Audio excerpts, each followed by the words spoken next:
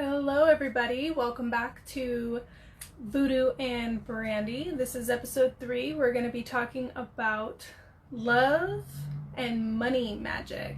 And I'm specifically going to be asking Voodoo a lot of questions about the type of work that she does, her views on love magic, as well as money magic. And we're just going to have a nice chat about our different beliefs and how everything goes.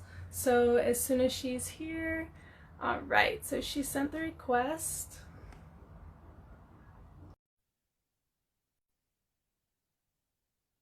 Dun, dun, dun. They need to play like entrance music while they make you wait. Hey girl, I had to run. Okay, cool. I'm like running back and forth. There we go. I know, I feel like they need to give you like theme music while they're like waiting to put you into the chat. They should give you like some kind of theme song, like move, bitch, get, I don't know. Yeah, countdown music when they were doing the final question at the end. Yeah.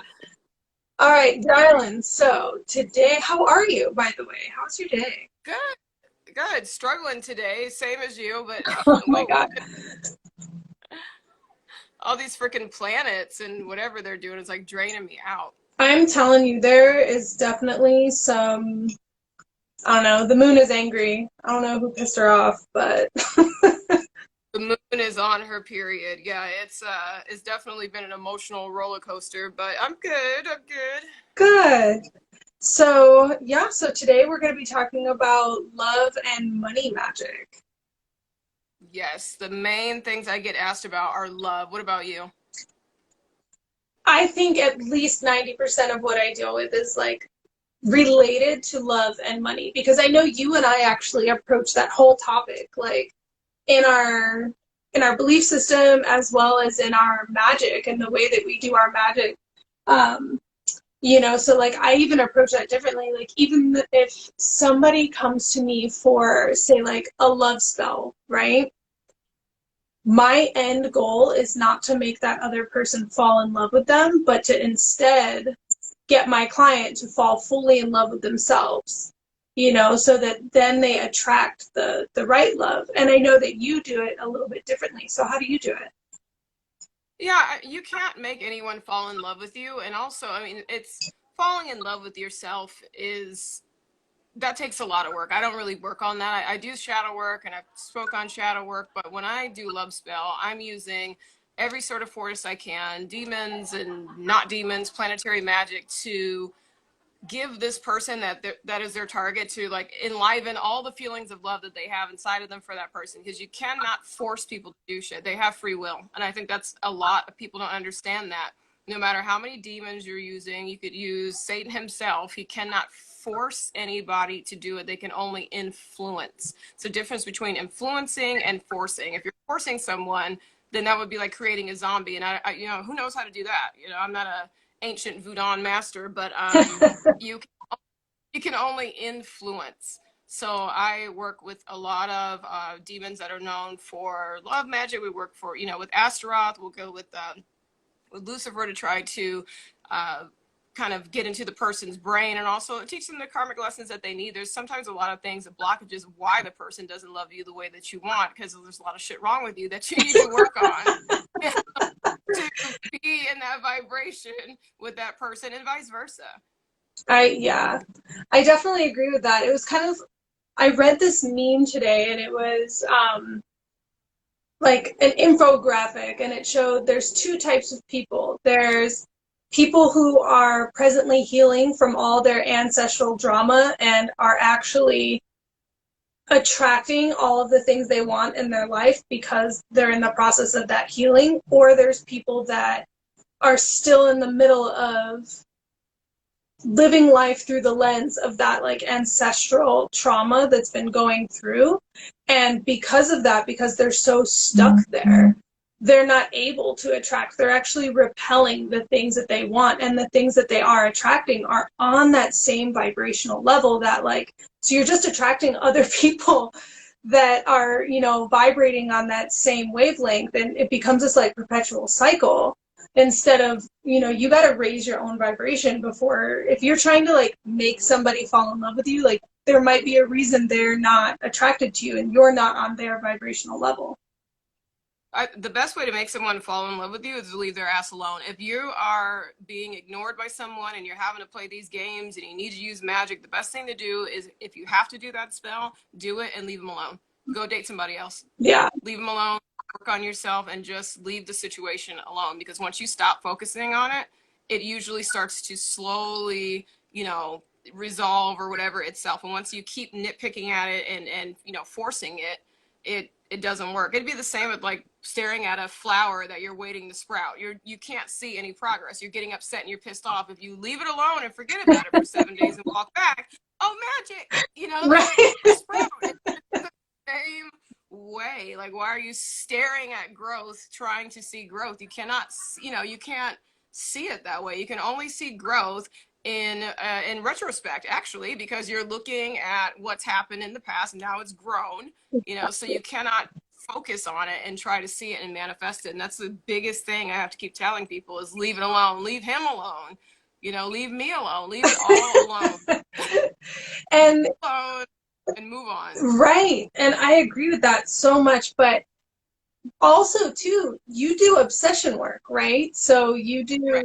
You do spell work for obsession. And I think that what you're describing, those like people that are so intent on trying to watch the growth as it's happened instead of that retrospect, like you said, I think that's where they're at. They're in that obsessive state, So how do you differentiate using an obsession spell for the greater good of that person without leading one of those people into that type of a negative cycle? Do you know what I mean? Kind of. It's what I feel like, you're only gonna have as many thoughts about someone that how much you care. No matter what obsession spell you throw on it, just like a love spell, you're only going to enliven the feelings they already have of you. If that person only thought of you 4 times a day, with an obsession spell, at best, maybe you'll get 4 times an hour this time. You can't make anybody feel anything. Mm-hmm. You can only so if they're receptive to it, then yeah, they'll think of you more. If you have someone that really does love you and shit went sour and you do an obsession spell, then, most likely, yeah, then maybe they will think of you every minute of every day. They were most likely thinking about you anyway. You just brought it all up to the surface, So I don't feel like obsession work is dangerous per se, unless you're the type of person that's going to keep doing it, sometimes throwing too much energy at someone is a bad thing. You keep throwing that energy at someone to make them obsessed, and you did 15 obsession spells. I talked about this in one of my videos, and then the guy starts beating your ass because he wants to move on, and you keep bringing up those feelings of him thinking about you, but the way he's thinking about you is not in a loving way. And that's another thing people have to understand with obsession work. They're only going to think about you the way they already feel about you. So if someone fucking hates you, when you do that obsession spell on them, they're thinking about you with hate. Yeah. Does that make sense? To me, it makes perfect sense, but I feel, and that's the thing is like, I don't even know if it's a 50-50 split. I'd have to go back and like look over like my notes of like work that I've done for clients, but I have some people that are magic educated, magic practitioners themselves, and they understand these concepts. But then I have these other clients that are just, what I call civilians, and like they don't have a concept of that differentiation, right? Like they don't understand that an obsession spell isn't like you're going to get this person, they're going to fall so madly deeply in love with you if that's not how they already felt. And obsession isn't love, though. And I have to school people on this all the time. Obsession is not love. Obsession can lead to love, but obsession is your sacral chakra. Obsession isn't even from your head. It's from your sacral chakra. It's fucking, I want to have sex. It's people obsess about people that they're not attracted to, or that they don't hate. It's one of the two. How many times have you hated someone and you obsess over everything you want to do to them? you know. And then same thing, you're sexually attracted to someone, you obsess over all the wonderful things you want to do to them. And that's, I think the danger is not for the person that's getting the spell worked on them. The danger is the person that's working the spell on the target, not me, but the person, you know, your client, because they have to be sure of how that person is feeling about them before they do it, because that hatred that they have, you throw an obsession spell on their ass, they're just going to hate you all day long, where before it was just a couple times a day, you know, because it makes sense to us, but it's, I feel like that should be common knowledge to everyone, but people don't get that. Yeah, and it's one of those things that I feel like if you've watched any movie ever, you should have gotten the moral to the story that, you know, being obsessed with somebody never ends well. Usually somebody dies. Oh God, yeah, exactly. Yeah, Mark Wahlberg. Oh my God, what is the name of that movie? You know exactly which, the one where in the roller coaster they had the little. Right. What is hell, I don't know what it's called. But yeah, exactly. It was cute in the beginning. Everyone's like, oh, I want a boyfriend like that, until he started tripping out, you know? And that's what I want to point out though, because obsession work can also start positive, right? Like, because what you've done is you've like gotten this ball rolling to increase the momentum of their level of feelings, right? Like a snowball. So Right. eventually it just gets bigger and bigger and bigger, because obviously it's like the addiction to your phone. If you get used to checking it once a day, then twice a day is no big deal. Then 3 times a day, then, you know.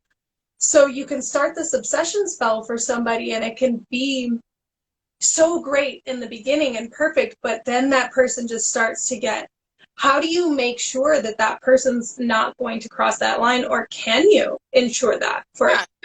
You can't. No, it's, I tell people, you cannot control magic. You can only direct. Like that's such an illusion that you can control demons. You can control magic. You cannot control a demon or magic any more than you can control the sun, a rainstorm outside. I mean, you know, there's nothing that you can do. So you have your best intention. You send that arrow forward. You shoot it, and then you just let it go. It's going to go where it's going to go. Now, if it's misaligned, you can try to redirect it, but you cannot control how it's going to manifest. You know, and then you put all that power and energy in something, and maybe that obsession spell is going great the first 2-3 weeks, and then he starts to get a little clingy, and you're like, oh, he's getting clingy. You start acting different towards him. Now you've pissed him off. Now he's still obsessed, but instead of with love, he's obsessed with you with anger, because the spell is still working and you switched it into a different frequency, and now he's just obsessed to that, and that's your fault. You did that. exactly. So, Exactly. like, with what you wish for. I wouldn't want anybody obsessed with me. I'd want someone happily in love with me. You know, when someone's in love with you, they follow you around like a puppy dog anyway. So obsession is, you know, the need to control. And if you need to control someone that you are with, you probably should question, A, do you want to be with that person? And B, what's wrong with me? Why am I so insecure that I feel like I need to magically control somebody? You know, I have to control the situation by other means. Why do you need that control over someone else's life? That, and see, and that's exactly why I only do self-love spells as well. And that's what so Pineapple, I'm so sorry I forgot your real name, but Pineapple the Honey Badger says, LOL, this is why I only do self-love spells. You have to be careful with self-love spells too. Like, self-love spells aren't inherently innocent, because you can start to become obsessed with yourself in a negative way too, right? Like, if you cast a self-love spell that's going to help give you body image, right? You could end up so obsessed with your body image that it develops anorexia, or, you know, some other type of trichotillomania, or something else that's happening in your body. So you have to always be super clear and be prepared to renew your intent as you evolve in your new perspectives. At least that's how I feel about it. Yeah. Yeah, it's like I'm happy to perform the work because it works. And some people, you know, it does save their marriage or whatever. You know, it keeps the person there long enough to where they can go to therapy and marriage counseling. And I feel like that's the right way to do it. If you're trying to save your marriage and you need to do an obsession spell just to keep him there long enough to be able to get into therapy and talk your problems out, and that, I'm all for that. but a lot of it is just control. And a lot of people I tell, no, fuck off. Like, would you want someone that to you? You know, oh, I want to, you know, obsession spell where, you know, they only think about me and he can't eat and he can't sleep and all this. And I'm like, you know, that's a little bit excessive, you know. And then when he comes to me, I'm going to tell him no. It's like, well, why? Because he hurt me. Well, it's like, well, the person hurt you, and now you're putting yourself in a position where he may kill you because you put an obsession spell on him. You want him to be obsessed with you, and then when he tries to act on it, you're going to tell him no. When you say the word no, the spell doesn't just dissipate. The energy is still there, and it's still going. It's still focused on you. So it's like, again, it's like a bullet. You shot that bullet. If somebody shot you with a gun and you said no, is it going to stop you from being penetrated? No, it's not. You need a whole nother ritual to get rid of that energy that you have put on that person. It takes a while for that energy to dissipate. Yeah, because that's what I was going to ask, because you made mention, and it was a really good point, that an obsession spell or a love spell or something to, like, if you're having trouble in your marriage, right? And you're just trying to do enough to help those people stay connected so that they can continue to do more work on their end. So I think for the people who are watching, some people might already know how to do that in their spell work, but there might be people watching that are like, okay, but how? How do I ensure that I set like a limitation on my spell work so that it doesn't go over? Or, right, like depending on the situation, do you need a reversal spell on hand in case that shit starts going wrong? Well, reversals, and I always tell my clients, for the most part, I don't do reversals, because I always tell them, like, make sure you're certain this is what you want to do. And so for me, it's very difficult to go and petition to all these, you know, entities, demons that I'm using, and have them give their time and energy to help this person, and then it starts going wrong, and the person's like, oh no, I changed my mind. It's like, no, you know what, then you're just going to have to deal with it and let it fade out on its own, because it's disrespectful to the people that did the work. Now, if you're doing it on your own, then you can, you know, it's different. You're not a practitioner that's working with these entities. If you're doing it on your own and you feel like shit's getting a little too serious, it's getting a little too, you know, rough for me or whatever, you can always take black salt. You know, black salt is for cleansing and banishing or whatever, and go ahead and redo the ritual. Kind of, I don't know what you would do. Say you did a candle, like an effigy candle or something like that, and you did a red one for obsession, and you would take a white one and then go ahead and, you know, sprinkle a salt barrier around it. You know, I am reversing any magic that I did on this person. I infuse this person with light. I cut all ties, you know, whatever comes to your heart to say, to let the universe know that it's done. It's done. We're stopping it. It's done, and let it fade out on its own. And if you feel like you don't want the person anymore, then release them. You know, don't leave them in that state of they're still wanting to reach out to you and be with you for your own safety, because you don't know how that's going to manifest in their mind if they can't get access to you, because you basically created a drone or whatever you want to say, where it's just going to keep coming at you until the energy subsides, which Right. could take a long time in some cases. Yeah, and I think that's what the kids these days call ghosting, if I'm correct. Right. I'm trying to stay hip with my lingo, you know. I'm almost 40.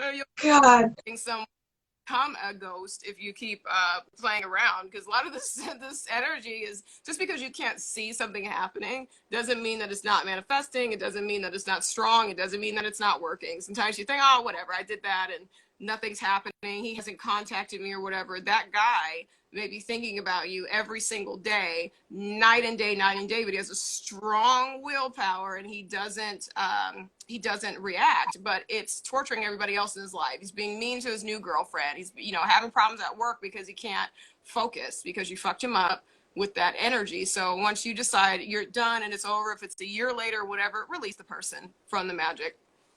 I think that's the novel thing to do, would be to release them. Yeah, I definitely completely agree with that, because if you're really doing the ghosting thing, or if you're forcing that person to remain attached to you in that way, that's like the ultimate cruelty, which is just bringing down your own personal vibration, your own personal energy, and really anything that you're going to try to do after that, I feel is going to be so heavily influenced by like that negativity that you've started, that chain reaction of negativity. Mm-hmm. Yeah, it's interesting though. It's like, and I listen, I'm not judging. I've done it all. And when I first started, I was doing obsession spells on guys or whatever, and it was funny that I would realize, oh, I didn't feel like it was working the way that I wanted to. And then when he would flare up and get on my nerves and call me, you know, just out of the blue and would piss me off and we'd argue again, I'm like, that tether that I have put to him through that spell is what keeps him coming back in my life. And then I had to go ahead and just banish it and be done. But I'm not against black magic. Obviously, that's what I do. If you want to throw an obsession spell on someone, sure, but be well educated on just what it is and what your intentions are. A lot of times, our intentions, the reason we're doing it, oh, he hurt my feelings or whatever, it doesn't have anything to do with that guy. You're mad at your dad leaving you at 4. And now it's manifesting in every single relationship that you have, and you're cussing these guys out. Well, really, you need to go talk to your dad or put a curse on his ass. Like, you need to figure out what's the issue. A lot of times it's you know, it lies in the shadow work. It's not the guy that you're dating. It's something else that has nothing to do with this person.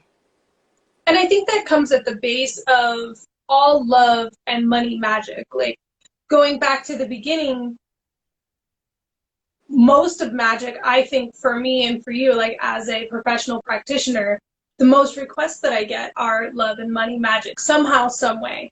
So I think talking about all of that and coming back to this is helping that client realize what the base, like what the true root of the issue is. Like, really understanding, okay, what is it through love that you're trying to accomplish? Is it trying to heal that generational, ancestral, you know, family trauma? Is it childhood trauma? Is it because you think love will improve your life in some way? And then, you know, now switching over to, let's talk a little bit about money magic.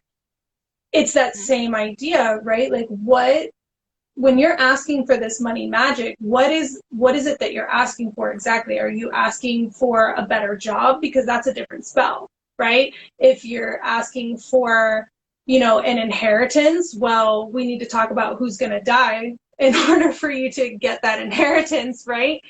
And then, you know, like, you have to understand, like, that money is going to come from somewhere. I think we talked about in a prior episode where it was somebody who you knew, who I think it was their grandparents who had to pass away for them to get the exact amount of money that they asked for, right?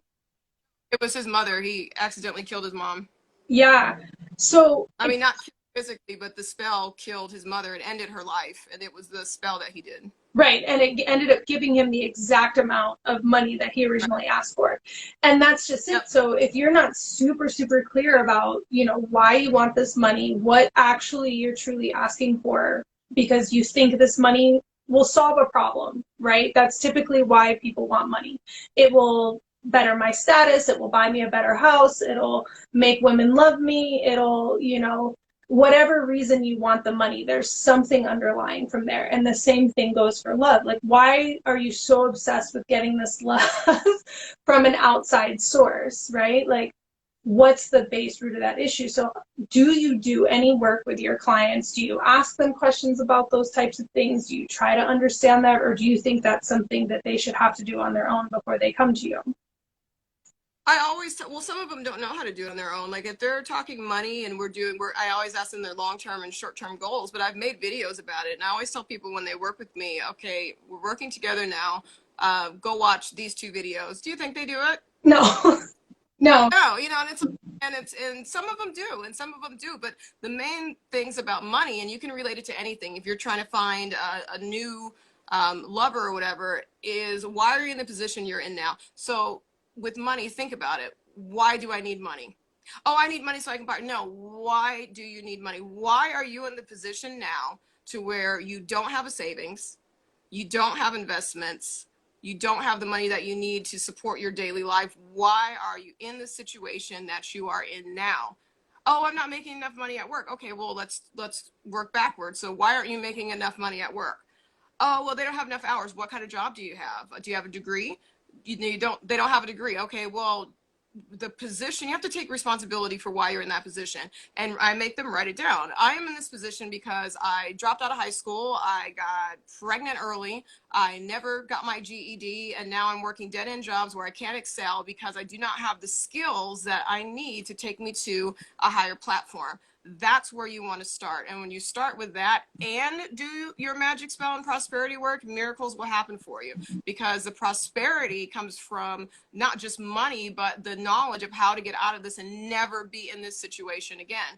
There's that one proverb where it says you can give a man a fish and he eats for a day, but you teach a man a fish and he eats for life. That's what you want to do with the good spellcaster when you're doing prosperity work. They need to help you teach yourself how to keep fishing. And when you do that prosperity spell, you need to be enrolling your ass and getting your GED, figuring out a degree program that you want to go into, even if it's just your general studies, and starting walking on that path of prosperity, because it's a mindset. I could give you $1 million and you'll be broke in 6 months because your mind is broken. You don't have a prosperous mind, so you cannot keep, manifesting the money. If you give someone $50, they could turn it into 500 million. I look at Bill Gates and all these other people. It's not the money, it's your mind. I think that that's true in some cases, but I think that there's also, like for me, I can say that there's been a huge shift in my perspective of money from, let's say, when I was a stripper, right? Like the way I viewed money, what money got me, how money helped me in my life, how it afforded me the opportunity to buy things I never had when I was younger. It let me, live a very good lifestyle, especially when I was going through cancer. It allowed me to be able to eat organically. It allowed me to be able to take meditation classes. It allowed me to find my spirituality on a much larger level. But through that ability, from stripping to now where I am in my life, being a more spiritually minded person, being somebody who's exited the sex industry and now views money in a completely different way, I tend to guide my clients in a much, much different way when it comes to money. Instead of trying to help them attain material wealth, I try to help them attain a spiritual wealth that makes them so grateful for what they do have, and to realize how little you actually need in order to be happy. Now, don't get me wrong, I like nice things. I like shopping. I love nice things, right? I wish that I could be one of those people that could just let it all go and go live in a hut in a jungle, but that's not who I am. But I think there's this middle path, right? When you look back at a lot of, I don't want to say Middle Eastern religions, there's this idea of the middle path, right? You don't have to have money and material wealth to be happy, but you also don't have to give everything up and be a beggar on the street, there's this middle way. And so maybe where you are in your life is closer to what your true goals are than you realize. So maybe through just understanding what it is you think money will get you, or money will buy you, or money will afford you, maybe, you just need different spell work to try to understand and better utilize the resources you have around you to live the life that you think you want, right? I agree with that. For me, it's some people just like material things. You have some clients that they want wealth, and it has nothing to do with getting girls or guys in cars or whatever. They just want to be able to take care of more people in their lives. They're very giving. They want to give it away. They want to attain it to give it away and to provide a better lifestyle. I'm all about that. But, you can't tell that person, no, you should be happy with what you have and take the path. No, they want what they want, So for me, it's figuring out what position are you in now in your life. And I'm not saying that everybody did everything wrong. You have people that have 5, 6, 7, 8 degrees and are still working a job where they're making $17 an hour because it's just the economy right now. Mm-hmm. So then, what do you want to do? I always tell people, you're never going to make the money that you want in your life working for someone else. There's that meme that floats around that says, as long as you're working for someone else, you're helping them build their dreams while they pay you to forget about yours. Exactly. So that main thing to do to start manifesting wealth is I had to let go of working for other people, and it's scary and it sucks. I was forced into it. I had no other choice. It's the best thing that's ever happened to me, figuring out what it is that you want to do in life. If you can find what you have fallen in love with, then you don't mind doing it for free for the long hours that it takes before you start making money in your business. Now, you may be working 17-hour days, but if you love it, it's not an issue. So finding out what you love, what is your calling, what is your purpose in life, why were you born into this incarnation, how can you help other people in this incarnation through your gifts, and trying to figure that out, and doing prosperity work or demonic work for help with that. Because you have some of the demons that I work with in my prosperity work, they don't just give money, they give ideas, they give you clairvoyance, they open you up to where you're receptive to opportunities that other people don't see. Prosperity is like a way of being, it's not just money. Right. And I think it's so funny because you and I always say like very similar things, but we say them in such different ways. Because I think that's exactly what I try to help my clients understand, because you're right. Like, you can't convince somebody who likes creature comfort to give up everything that they own and be this like perfect earthly person. It's like next to impossible. Obviously, for people who live, you know, and breathe this spiritual community, there are people that that's their end goal. But there's also people in this lifetime that their end goal is not to, you know, live off grid, be organic, do all of these, you know, things that are good for the energy of the planet. Like, their ultimate end goal is to, you know, be an Elon Musk, or to be, you know, a Jeff Bezos. And for me, just like you, like, there's certain people you won't work with, there's certain people I won't work with. And for me, my belief system in money, and my belief system in the politics about money and the game of money and capitalism and consumerism at this point in my life and at this point in my magical career really prevent me from being the right person to help somebody who's on that path for those material things, you know? So in my consultations, I try to make sure that I explain that to my clients, like, hey, if I'm not the right witch for you, I can find you the right witch. Like, we get a shirt that says that, if I'm not the right witch, I'll get you another bitch. Right, exactly. We got another bitch. It's exactly. Find who has the same type of spiritual path as you. Like me, I'm very materialistic. I love nice things. I just got a sports car. Like I love that shit. But I didn't used to be like that. You know how I used to be. I had like 2 t-shirts and 3 pairs of pants, and that's all I wore all the time, because my focus was on traveling and school, and I was still in college. So now that all that's done, it's like I'm ready to amass wealth, and I want, you know, $500 million in the bank account, but I know exactly how I'm going to get it, and I know how I got here. I had to get rid of my poor thinking, you know, the stripper thinking, easy come, easy go, make $1,000, spend $1,002. Like, I had to kill that in myself and start, you know, saving and saying, is this purchase benefiting me, other than, you know, the lipstick looks nice? Is it benefiting my future? Is it cohesive with my goals? My goals are to purchase a couple of rental properties around the United States next year. Is this $500 purchase in alignment with that goal? No. Okay, then maybe I don't need to be doing that right now. And always keep your goals in your mind when you're going through your day.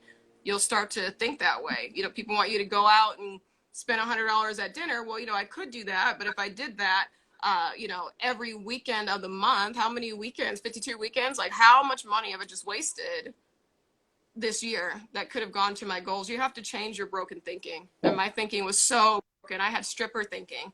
You know, I made money, let's go to the mall. You know, I made money, let's go out. Every time money hit my hand, it exited, you know, and then I spent more than what I made. I should probably have $500,000 in cash now from all the years, you know, but it was just my mentality.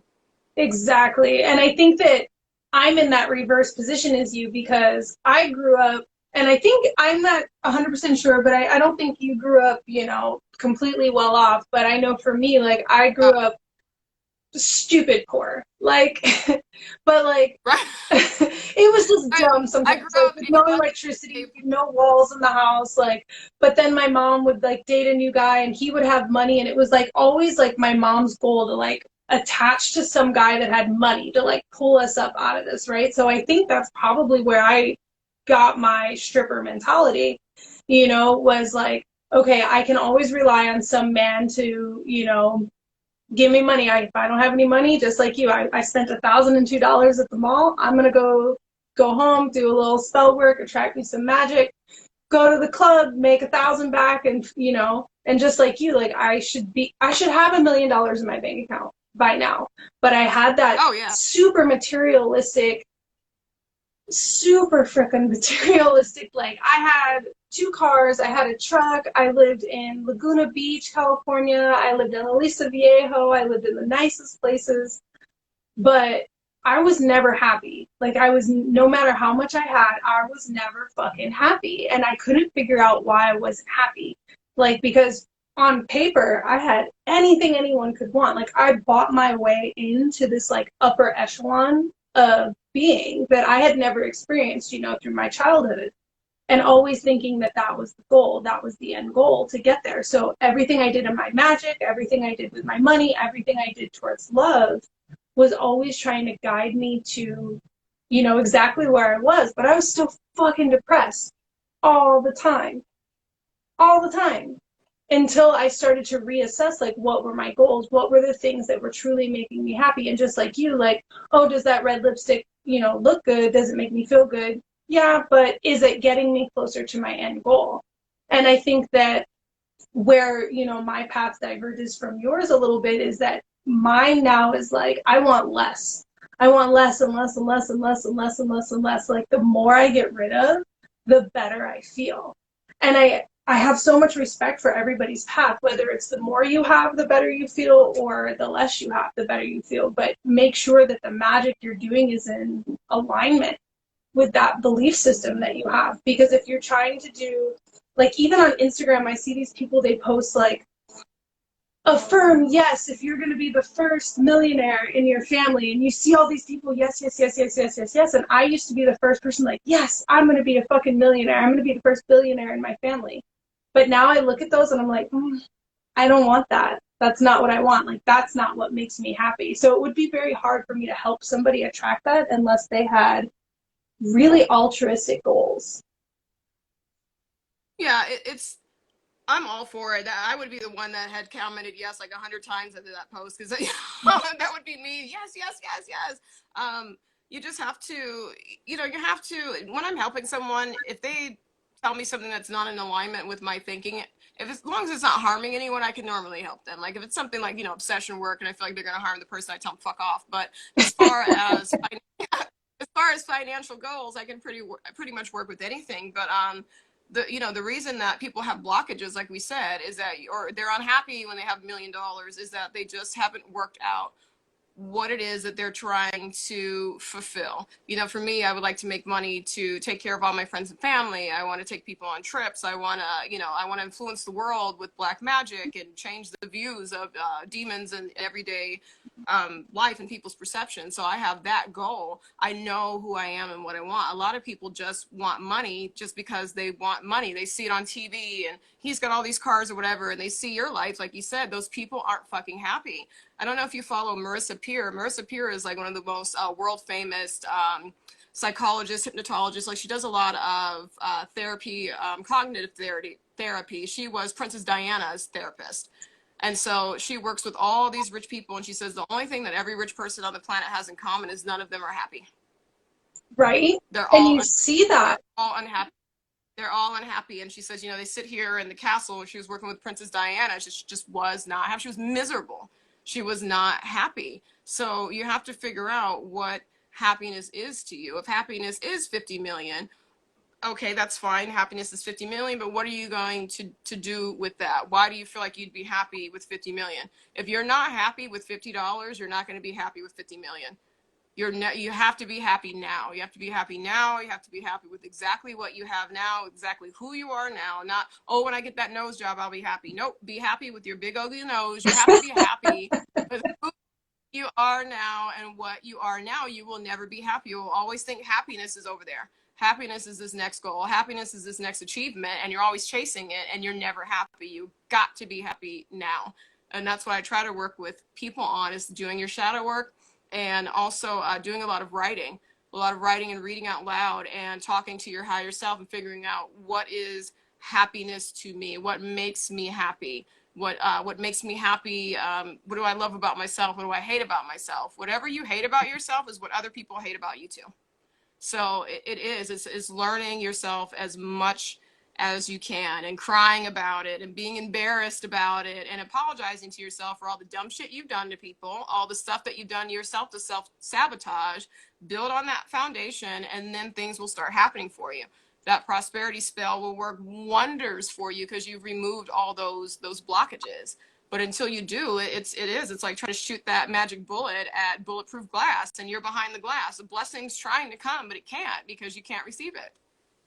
Exactly. Do you think that professional magic practitioners have an ethical duty to kind of discuss that with their clients and to inform them in that way? Or do you think that it's the onus of the client to understand, ethical, because that's, to me, ethical witchcraft. And I think the difference between unethical witchcraft and ethical witchcraft is not this like black white barrier that people try to put on it, but it's like your ultimate intention, right? I don't disagree with money spells because I do money spells, because sometimes you need money spells. Other times you do spells to show how grateful you are for what you have. Sometimes you do spells to ensure the longevity of, you just got this great new career, whether it's working for yourself or that ultimate dream job, or you've been able to retire, whatever it is, but you can do a spell work to ensure the longevity of that as well. Like there's positive intentive work. There's, just like you, how you want to, take people on trips and, create this better life for the people around you. That to me is an ethical use of your witchcraft, right? But when you get into these positions of, let's say, if you were to take it political and talk about student loans and big pharma and all these people, like these people do seek out spiritual guidance and witchcraft. Like this isn't something that's just for people, in any income bracket. Like some of the most powerful and successful people in the world have used witchcraft, spirituality, religion, whatever, cultism, whatever you want to do, and they've used it in these ways to create so much havoc, especially when it centers around money. So do you think that, those witches who do that, they have an ethical responsibility, or do you think that it's just kind of like a free-for-all and anybody can use it in any way? Well, the magic doesn't judge. The magic isn't conscious, so it doesn't know if it's doing good or bad. That's a human emotion, and the magic is not, just like a bullet in a gun doesn't know if it's doing a bad or a good deed. If it's shooting food, animal for food, or a person that you hate, it's a tool. So it's up to the practitioner. Like me, I may be a black magician, but I'm a light worker. I try to enhance people's lives, and I try to teach them how to not need me in the future and how to help other people. That's my goal in life. A lot of people aren't like that. You have practitioners that don't know a damn thing about magic. They're, faking it, and they're throwing curses and doing all sorts of shit they don't care. It's just about the money for them, and that's their right to do that. I mean, you can't, everybody has free will, so that's their right. But for me, I try to be as ethical as possible, but everybody has their own path. You got some real demons in the flesh out there that call themselves witches or whatever. They don't give a shit about their clients. It's just they are vampires. They're just there to suck as much resource as they can out of the person until they're dry, cast them aside, and they're on to the next person. I definitely don't work that way. My door is always open. I get hundreds of emails. I try to answer every single one, and I take my personal time in doing this and not charging people. It's gonna be $5 for me to answer this. I don't do that. Right. So I have the same people tell me over and over again. Anytime something goes wrong in their life, they email me, and I'm so flattered because they trust me as a reliable source, and they know that I'm honest and that I have their highest good in mind and in heart. I really do treat people how I want to be treated. Exactly. And I have a similar experience to that, but I want to ask you first. So especially with so much of this community moving online, like we don't have, the same in-person meetings or seances or, being able to go to a client's house or, do in-person magic. And with just general magic moving online in general, I've been noticing an influx on like Instagram and Reddit and all of these other social media platforms of and it's hard to say, but they feel very scammy to me, right? Like it feels like, and unfortunately, what I find the most unfortunate is that it's usually people using voodoo or hoodoo. And it's like on Instagram, for example, I almost daily get DMs from these accounts with African names that I'm not going to badly pronounce. And Oh yeah, you know what I'm under talking your about? And then they're like, oh, blessings, daughter. I can give you cheap spell for anything you want, good price, blah, blah, blah. And in my mind, I'm just like, this is exactly why people don't trust magic because of mhm. these. I feel like that's predatory, you know, but other people might feel like, oh, the universe called this person into my inbox. I must give them this $5 or $30 so that I can have this spell, because if you don't give them money, they end up threatening you with voodoo on you, you know? And as a voodoo practitioner yourself, how do you feel that those people are representing other hoodoo and voodoo practitioners? You know, I don't really do a lot of voodoo. It's just my name. It was something that one of my ancestors, I was asleep in an apartment like 7 years ago, and one of my ancestors in full Haitian voodoo garb or whatever knocked on my door of my patio, which is impossible for anyone to be out there, and she waved at me. And this is before I had started practicing full time, so I knew that that's in my blood and ancestry. So voodoo was the first thing that I studied, and I quickly transitioned into black magic. But I do feel like it's predatory, and I always tell people use your common sense, but a lot of people don't have that. I feel like every spirit is incarnated here at a different path. I came down here fully knowing, like at 5 years old, I just knew. And it's funny, I'm Aquarius. The saying, you know how every sign has a saying. My saying for Aquarius is, I know. And it is, I just know shit. So I've never really kind of fallen into that scammy thing, but they leave, I guess I'm popular enough on YouTube where they started trying to scam the people that leave comments on my videos. Oh, I'm like, okay, I'm flattered, but you know, get the fuck out. But yeah, it's predatory. Anywhere that there's a lot of money, there's going to be predators. Look at church. You know, I keep saying that. Look at the fucking church. You know, there's a verse in the Bible that says, you know, poor man will, a rich man will have a, what does it say? A rich man will have a camel passing through the eye of a needle will oh, be honey, I easier don't than a know rich that man one. You know, I gates was of a heaven. Bible Or thumper for a large part of my right. life, but I We think I know got how PTSD on small. some of them verses.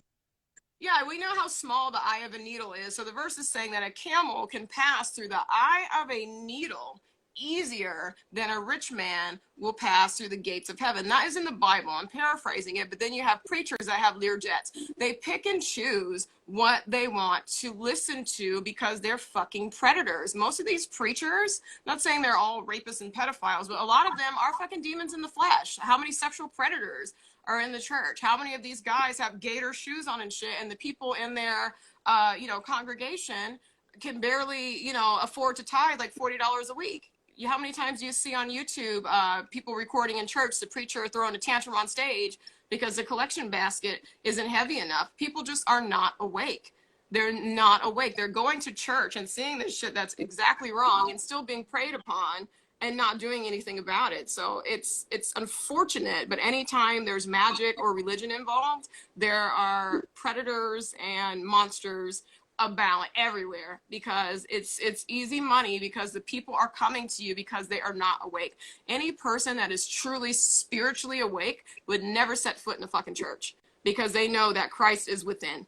I don't need to go to church to be Exactly. close to, need to give you $5. I don't need to, you know, I don't need this shit. I can go home and baptize myself with a tablespoon of water in my sink and be covered in the blood of Jesus. You don't need a fucking church. So these people are lost. They're light, they're not fully awakened, and they have a veil on them. You and I don't have the veil. We were born without the veil. We Exactly. see through the veil, pass into the world of the dead, and we, you know, but we live in the world of the living. We're everywhere at once. Like we're, you know, astral projecting, we're doing it, we're awake. A lot Exactly. of people, that's why they go to, you know, us, to witches, to church. They are seeking that enlightenment which you are supposed to give them as a light worker, to where they do not need you any further. You always Exactly. want to make sure clients don't need you anymore. because you empower them. You give them the option to be empowered. But if they still want to keep coming to you for spell work because they're not comfortable with it, that's a different thing. But you gave them the choice, and, and that's a lot of the predatory practices, I think, that churches and spellcasters use, is always keeping people addicted to them. And I think that we see that a lot. Like you said, anytime something just gets kind of like a too big of a name around it, because there's this innate sense of some of human being, like just the nature of being a human, makes people seek power, right? And what's the fastest way to power? Usually it's to have people fall in love with you and to have a lot of money, right? So a lot of times you see people turning to spirituality and turning to magic and turning to voodoo and turning to all of these different metaphysical means in order to manifest those things in their life. And it ends up going so south. And like, I was just watching the documentary of Walter Mercado. And are you familiar with him? No, I know that I've seen the jacket on Netflix, but no. So I highly encourage anyone to watch that. So Walter Mercado was this world-renowned healer, right? So he started out as, the story behind him is that in his small village where he grew up in Puerto Rico, he touched a bird that was dying, the bird healed, and he flew away. So he became this person that people would seek out. Eventually, through, a many series of events, he becomes this famous astrologer. Thank you. Oh, astrologer. Yeah, so he came, but in Latin America, so Puerto Rico, Mexico, Brazil, he's known all over. In Brazil, they know him as Liga Já, because that means call now. And it turned into the psychic hotline. So the psychic hotlines, right? Oh, yeah. So that's where the story is going. Like, that's what it made me think of, is those psychic hotlines where they became predatory. Because I think when Walter Mercado, like watching his documentary and sort of then doing more research about him, and just kind of like, I'm passionate about him right now. I'm like all Walter Mercado, trying to understand his life and his message, because his original message was so positive and so just trying to give people that self-love, that ability to do all of this on their own, to not need it anymore. And then through this series of events, he was taken advantage of, and they turned it into this psychic hotline where people were calling in for lottery numbers, and people were calling in because they felt so addicted to this, because they needed this advice in their life, or they needed this the winning lottery numbers, and they would have all these testimonials of so and so at the psychic hotline gave me the winning lottery numbers and changed my life. And it's like, even if that might happen 1 in a million on the off chance, that's not everyone's experience when they talk to a psychic. Like me personally, I believe everybody has psychic abilities, and they can be developed in whatever way they choose. My psychic abilities do not allow me to tell anyone winning lottery numbers. Like, no, I can't predict anyone's future. That's not the way that my psychic ability works. And I think that there are times where it's like people get so mainstream blindsided by that, like, falsity that's just trying to capitalize on you and scam you and take your money, that then they think anybody who works in this business, if you are not, like, I get people that will say, oh, you can't do psychic tarot readings. Well, not in the way that you want.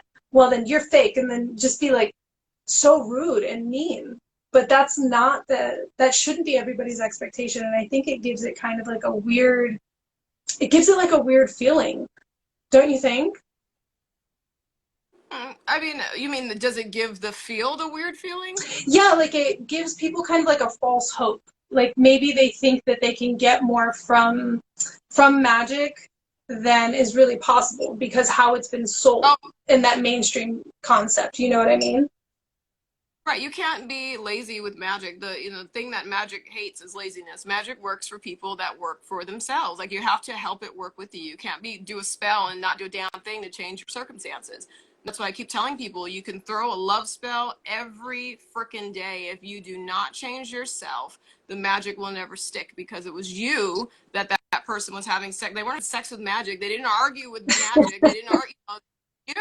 If you don't change yourself, the magic is undone. The magic the real magic is transforming yourself. Exactly. That is real magic. That should That's be your the only quote, permanent.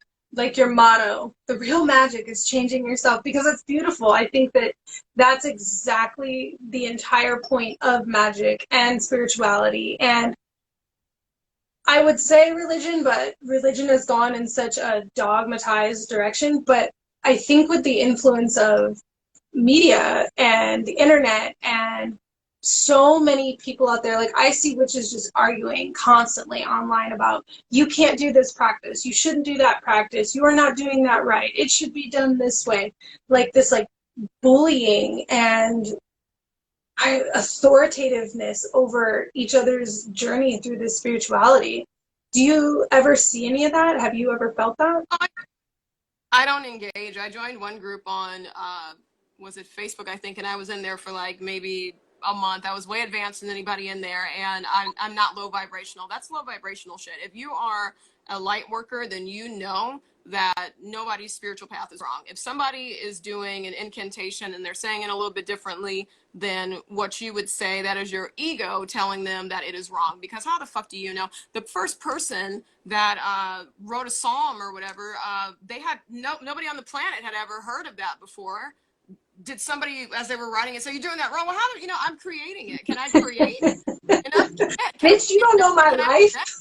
Right, damn. It's like, can I manifest, bitch? You know what I mean? It's like, can I, let me do me. It's like everybody is different. There's no such thing as something is wrong. You have to go by how you feel, you know? You really do. It's a matter of feeling. And if somebody is doing something that doesn't feel right to you, then don't work with that person. Exactly. But don't tell them what they're doing is wrong. You don't know. I mean, they may invent something that can change the whole game of magic. I bet you if their shit started working, you'd be like, oh, hey, can you give me some notes? It's like, bitch, please. I hate people like that. Yes. I can't stand you. And that's all they do in the group is like, those groups, they tear each other down, and then somebody's like, I manifested a jackpot at the casino. Oh, what spell did you use? Bitch, you just told her everything she did in her whole life was wrong. She was even born wrong, but now you want her to give you some tips on money? Are you no? You know?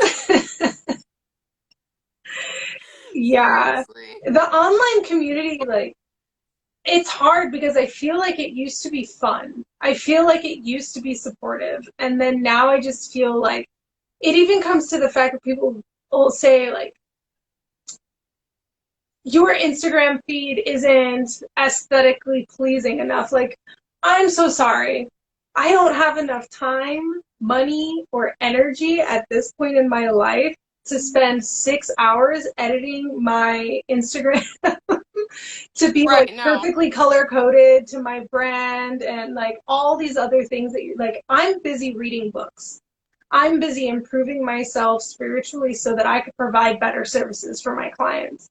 But it's hard when you fall into this like this new age of technology where everybody like wants an aesthetically pleasing website, Instagram, all matching cohesive colors, and then trying to provide them with services like for love and magic and other things like that. When, you know, they get pulled, I think, in these like flashy directions because that's like advertisement, and that's our brains are trained to react in that way. That's only somebody who has the most expensive this or the best looking that can provide me the magic that I need. You know what I mean? We have 1.5, like 2 minutes left. All right, so we'll end on that. What are your thoughts on that? No, I agree. You know what? But it doesn't. People that are meant to gravitate to you always will. I don't even have 500 people on my YouTube channel. I am working all fucking day long every day. I think I have 90 or 39 people on my business Instagram page. It doesn't matter. It's not stopping my bank flow. You know, it's like I'm so busy. I don't even have time to live my own personal life as I'm making money. So it doesn't matter. It's like you will always attract who needs your message. If they need something flashy, then let them go to that flashy chick and not get any results, and then they'll be right back to you. And on that, I love it. All right, my dear, I'm going to go nurse this crazy throat thing I have going on. Yes, and we will. Better. Thank you. You too. I hope your day gets better, and I hope that poltergeist that lives in your phone decides to leave you alone. But we have All 30 right. seconds left. Oh, bye, girl. I love you. I'll see you Love next you week. too. Mwah. Bye, gorgeous.